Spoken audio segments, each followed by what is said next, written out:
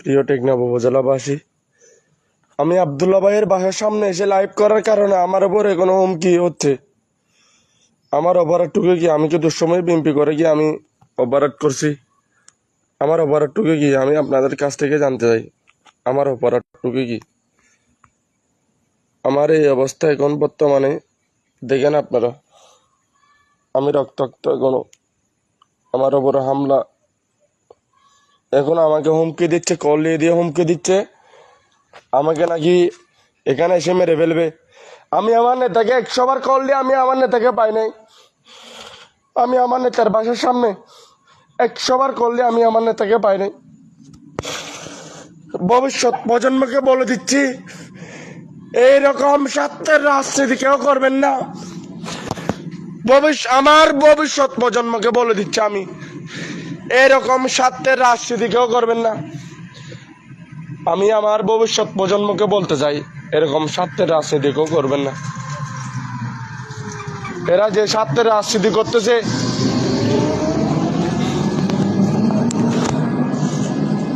এগুলো ধৈর্যশীলতার বাইরে। আমি একাধিকবার কল দেওয়ার পরও আমি আমার নেতাকে পাইনি। আমি ধৈর্যের পরিচয় দিতে পারতেছি না। আমি রক্তাক্ত অবস্থায় আমি আপনাদের সামনে হাজির হয়েছি। আমার অবস্থাটুকু আপনারা দেখেন। এখনো আমাকে বারবার হুমকি দিচ্ছে যে আমাকে নাকি মেরে ফেলবে। এখানে আমাকে মেরে ফেললে আবদুল্লাহ ভাইয়ের বাসার সামনে এসে মেরে ফেলো, সমস্যা নেই। আমি ভূমিদস্যু হাবেস আহমদ ইউনূসের বিরুদ্ধে আমি জীবনের শেষটুকু নিঃশ্বাস থাকা অবস্থায় আমি বলে যাব, আমার প্রতিবাদ আমি করে যাব। আমার আমার গলায় ফাঁসি আসুক, আমি পরোয়া করি না। আমার শেষ নিঃশ্বাসটুকু যতক্ষণ থাকবে আমি ততক্ষণ আমি প্রতিবাদ করে যাব। আমাকে নাকি এখানে এসে মেরে ফেলবে তারা।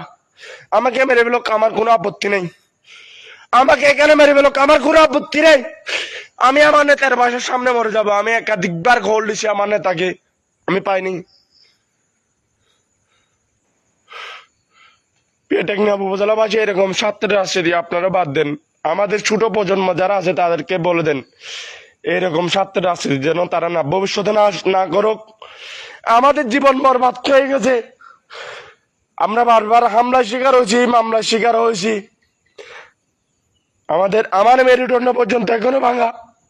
আমি বিএমপির জন্য মার খাইছি।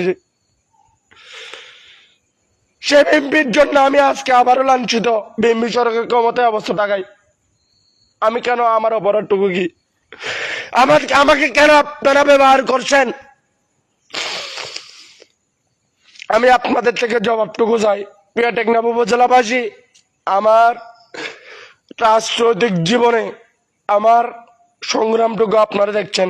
আমি যদি ভুল কোনো কিছু করে থাকি আপনারা দেখবেন।